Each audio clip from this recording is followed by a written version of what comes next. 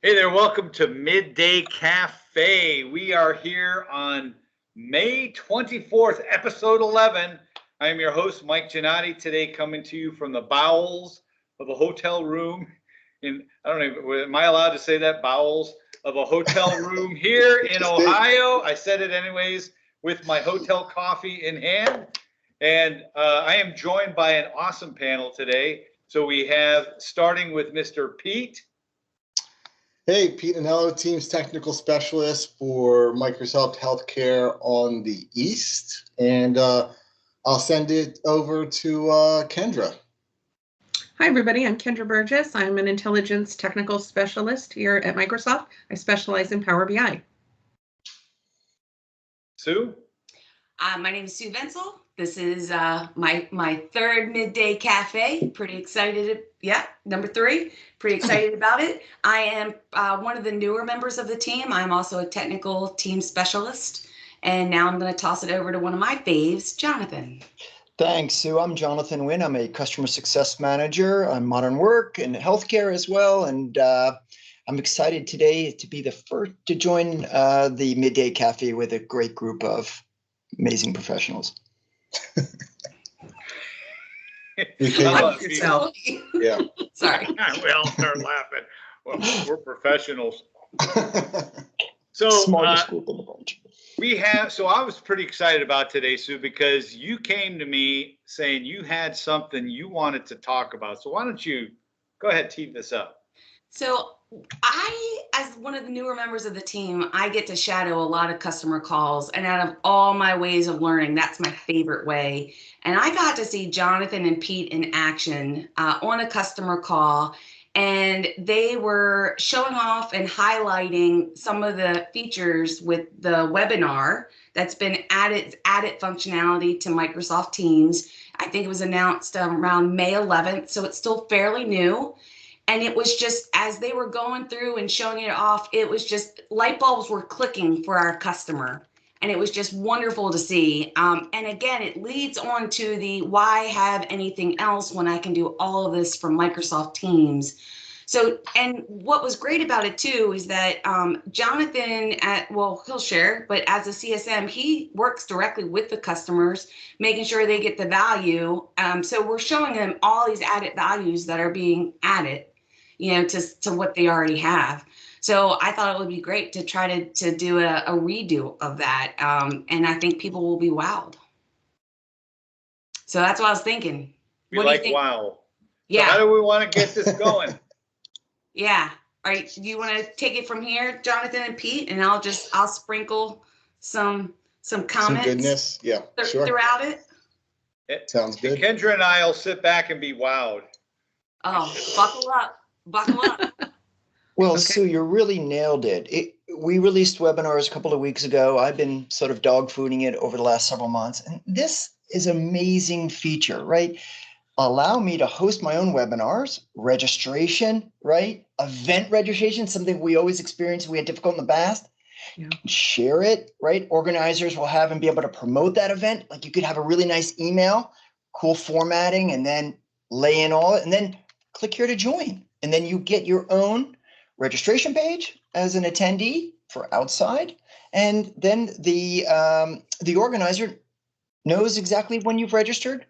Your information, key, really, really key. And you'll have that downloadable ICS calendar invite right in your Outlook, and I'm ready to join. So it's really hands off. And plus trackability. And would you say that from what I see based on customer reactions, it's the registration piece that is the light bulb. Would you agree with that? Yeah. In the past, you might have had a third party handling it for you, or you had to build something special. Here, this gives you an opportunity to customize it, have your own logo, ask key information like, have you been to the webinar before? So you can gain some knowledge. Maybe you want first name, last name, email, maybe organization, maybe the department they work in. And the end goal is obviously you can get this into Dynamics for key marketing in the future, right? That's the problem. We all have these events that we're hosting. There's never that, what do I do after? And that can allow you to do that as a follow-up with or without Dynamics. Yeah, Mike. I have my hand up. Thank you.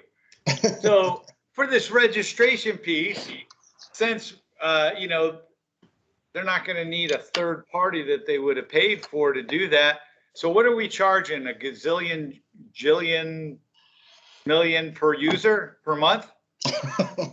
This is your softball, This is my Johnathan. softball. Here it is. Pete, It's included in the enterprise SKU for users. So if the user has an enterprise SKU E1, E3, E5, they're entitled to this capability. That's awesome. Yeah. The other thing I just want to throw out, so excuse me, the webinar large meeting has been something that we've been talking about for a very long time. Customers have been asking for an even longer time, and engineering worked feverishly to get it done. And at first it was supposed to be end of Q1, then it kind of slipped into a little bit into Q2. And as Sue and Johnathan said, we actually released it GA May 11th, and engineering has told us that it should have reached every tenant by May 15th. So every tenant should have it. It's there today. It does, just like with the ability to have the meetings automatically spill over when that limit is hit, this has to be enabled within your tenant. We don't just turn it on. So there's a couple, right now it's in the meeting policy via PowerShell. There's parameters there. I'm assuming it's going to come to the web UI soon in the Teams portal. We can share those links, but you do have to go and turn it on. Yeah. Yeah, so that was always a challenge for us. 300, right? Now I've got 1,000. And then 1,001, we've got broadcast only up to 10,000. A really huge gap that we're filling, that we've really struggled in the past. Now, all of your meetings as well as webinar can get you to 10,000 with that change that Pete just talked about into the tenant. 10,000, that's great, right? And then in the summer, there's other future plans, to take us to 20,000, which we don't know that yet, but it's out on the roadmap. So keep your eyes updated on the Office 365 roadmap, where everything you need to know about what's coming is there. Awesome. Should we dig in? Let's do it. Let's Dig show in. 'em. I'm hungry. Let's dig in. All right, I'm going to do a little quick share, a little show and tell here. And I'm going to share, all of this is set up via my Teams calendar. By the So way, you can that's a stellar picture of you that popped up first. Thank you. That was quite heroic looking. It was. So here we are. You'll notice, I've got some reoccurring meetings, but look at this one here I'm highlighting. It's got me sitting in front of a podium. That's a new icon that we have. So I wanted to show you what it looks like, but also I'll just come here and there it is. So it's underneath the new meeting, and I've got the option for webinar, but I want to show you this older one that's coming up in June. This is one that I set up a couple of weeks ago for a platform roadshow that we're hosting. But check this out. This is where it gets super exciting. As soon as this comes alive and churns away here. I am Look, already excited. I've got all the registration right here. So anyone who's received my invite, I've got the registration right here. And this is a downloadable CSV file I can open, and I can see all the information. What's a little different is that I've got my presenters who I'm presenting, and then I have my attendees, really. I've got two links that I'm going to be setting up. So let me go show you that. You'll see right here, attendees must register. So I've got a custom registration form, Mike. This is something that was nearly impossible in the past, right? It just didn't work right. It was I would say maybe a bubble gum and a baling wire solution, right? And now we've got an all-in-one. So I'm going to jump into this customized form and show you what that experience looks like.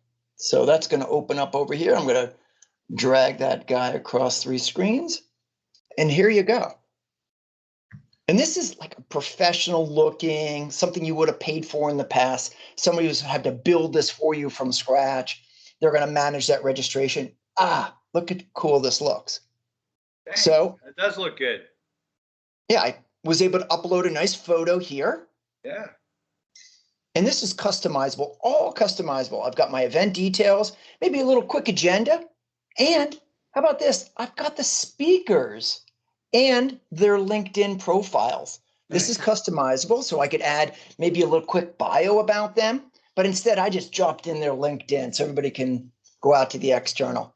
And this form is going to ask for first name, last name, email, job title. I often want to have it targeted where they work, see who I'm hitting in marketing or HR, Corp Com, and what organization. And I'm making these mandatory. So I know I'm going to get a little bit of feedback that I can now use to further my discussions. And real quick, this is the exact moment where the customer said, verbatim, the customer said, wow, why would I use any other platform? It happened Super right exciting. there at that point. I'm This already is where going it gets through fun. use That's a cases good in my question. mind. Yep. This is where it gets really, really exciting. So get to use this technology. So I can then, this was and then you'll see if I come out here, I'll use this registration link. And I'll be able to copy this registration link. And this is the link that I use to send out to the general public. But I also have these new meeting options, and I'll show you that in a moment. But I want to dive in, and maybe Pete want to dive into sort of some of the changes that are coming around the meeting options that we have. And this is super important to us, right, as a differentiator Hey, for Johnathan, very large meetings. Yeah, what's up, Mike? quick question. So you said that I sent out to the general public. So you're able to do these then for public facing audiences. The registration can be public facing. And then you could just embed this as a link or whatever to your website or use it within marketing materials, et cetera. That's exactly right, Mike. Perfect. Awesome. Nothing like a real-time live demonstration with your dog food account, Johnathan. I'll just do a Does little everybody tap know what dance. dog food is? That's a good point, Kendra. Yeah, I mean, I find most of our customers do know dog food, but dog food is early teens ring, where we have some bits that are a little bit underbaked, we can say. We call it canary.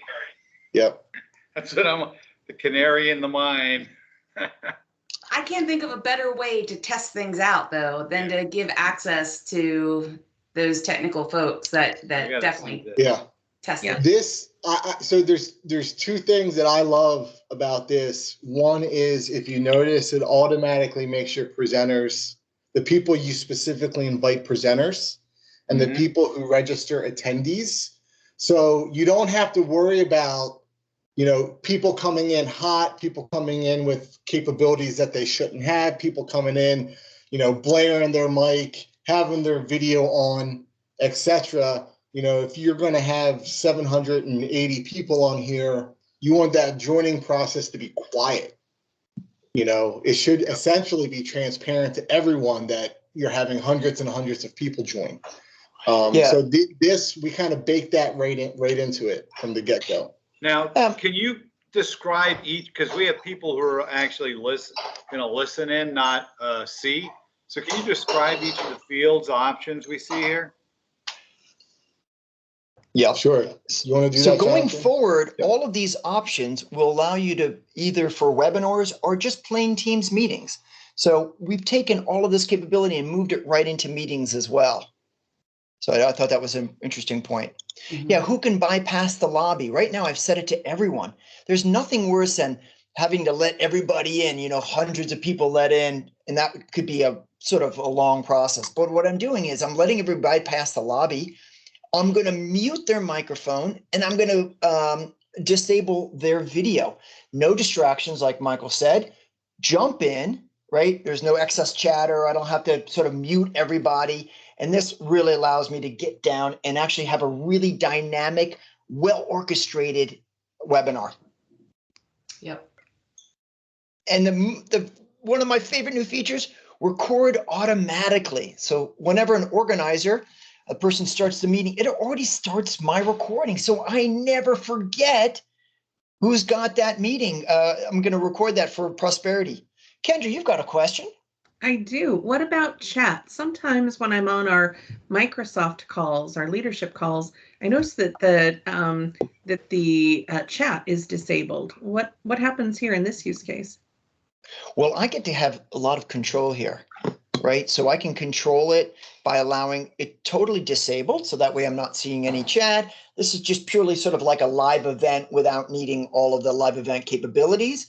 And here I can just disable that chat. So I'm not seeing a lot of, activity in that pane.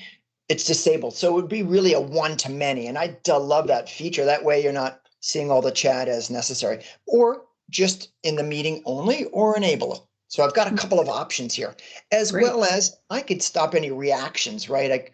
We don't know emojis. So if you really wanted to be a hard, you can disable that as well. But we're all about collaboration.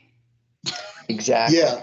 If your message is really meant to be one directional, right? You can turn all of these things off because you're trying to broadcast a message to a larger audience. But if you want that collaboration, you want that feedback, then you're going to have, I love being able to do emotions during a meeting. We use them, claps and thumbs up and hearts and raised hands all the time. Yeah, I like the options. Just to be able to do, sometimes there are times where you're just trying to blast a message out, or you're trying to do some training, and you don't have time for feedback, or you don't have time to, give people the collaboration time that you want, maybe in another use case. But the option mix is fabulous. That's going to be like a game changer for people that want one place to do whatever they need, however they need it to be done. And what I'm showing now is actually the registration form. This is the fill it out registration form. So I've got first name and email, and you'll see all of that. And when I'm done, I register. And as soon as that happens, I'll get the ICS file. I'll get a nice email back from Microsoft with the calendar invite. I just open it up, hit save. Now I've got my ready to go, and I've got it in my Outlook calendar for the next important meeting you've got coming up. So I think this is a great solution. I want to add something else too. I really like to highlight what we do better. I have dabbled every single meeting platform you can think of. I've used it, you name it. None of them create a way to interact with the presenter. None of them do it as well as Microsoft Teams. For example, when Kendra had her question, it's so clear to be able to see that. Oftentimes that's hidden off somewhere and not viewable.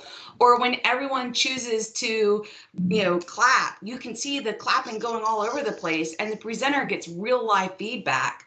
I love how Microsoft Teams does that. It's better than any of the others. And as a presenter, that's so important to me. Because we're not in front of people. We can't read their body language. We need something. Yeah. See? Yeah, exactly. I love the reason that. I even started using it, I noticed that Mike was, doing the hands up. Hey, I have a question. I thought, oh, I'm going to use that new feature. Exactly.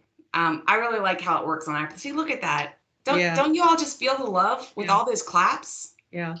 I think it's great, and not to jump into another topic, but when we do talk about the new presenter mode capabilities in PowerPoint, and anyone who knows me knows that PowerPoint is not my first love. It really makes a huge difference when you're presenting PowerPoint over a Teams meeting, the new presenter options, because you can actually you can still see, the reactions, the video, have that interaction, the collaboration with people, instead of just like sharing it full screen, and then you're kind of blind to almost everything else that's going on in the meeting. Yeah, good point. I want to highlight two other features. Look, attendance report. Cool. So when the webinar is done, I can click on the attendance. I'll see who joined, when they came, when they left, right? How long the meeting was, and some very basic information. So I think, and you also see whiteboard, which is something that's popping up new. Plus, I could add a bunch of other applications. The next thing I love is, look, I've got a way to create an agenda down here. So I can just add this agenda, add some additional information. I can put, you'll see it starting to cook up now. Boop. And I could put in tasks, I can mention people. And then when I'm done and everything's come up, everything's now in OneNote. So we're moving these meeting notes into OneNote. And then you just go to www.onenote.com/meetings, and you'll see all of your meetings there that you've had. So I can use the agenda, any notes, and any tasks. So we've taken all these rich capabilities. You can see now the OneNote is being created, and I'll have a really good way to set my agenda, write any follow-up notes during the meeting, and maybe I'll assign a task to somebody as an outcome. We're really thinking about meetings a much different experience. We go to a lot of meetings every day, every week, every month. Outcomes are something that I always see a huge gap on, right? We can talk about them, but having follow-ups and execute on them seems to be a gap. And this is one way that we're going to solve that problem. I love that. Me too. I mean, and that speaks to the platform. No one else is going to be able to do this. Yeah. No, yeah, great. Yeah, with this capability baked in, right? And so you'll start to see all of this now for every meeting. Doesn't have to be a webinar. Just want you to make sure that's understood. It can be any just plain Teams meeting with 2 or 3 to 500,000. So keep on going. So pretty exciting. That's being rolled out immediately. So everybody should be able to take advantage of it now. Start hosting your own webinars. Kendra. Just to Hi, reiterate, another question from Kendra. I saw, what did I see? Live webinar or something when you click the drop down arrow for the webcast? What's the difference? You mean for my team meeting? So between meeting, when you started this webinar option, you clicked a down arrow on the right navigation pane. Yeah. Yep, new meeting. Yep, as soon as this. Come on. Feed the mics. Nothing better than a live demo. Yeah, live event. What's the difference between the live event and the webinar?